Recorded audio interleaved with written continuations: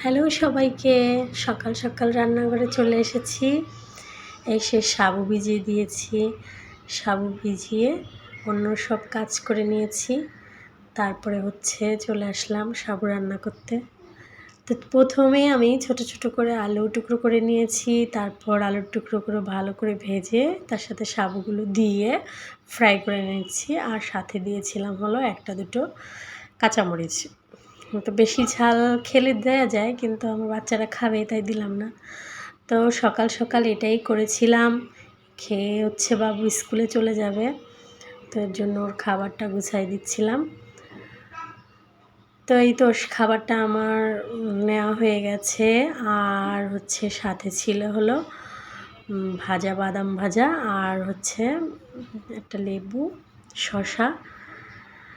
আসলে একাদশীর দিন সকালবেলা এই খাবারটা খেয়ে ও স্কুলে যায়। এটা খেতেও খুব পছন্দ করে। এমনিতেও সকালবেলা খাওয়া যায়। ট্রাই করে দেখবেন। আর কে কে আজকে এই খাবারটা খেয়েছেন জানাবেন।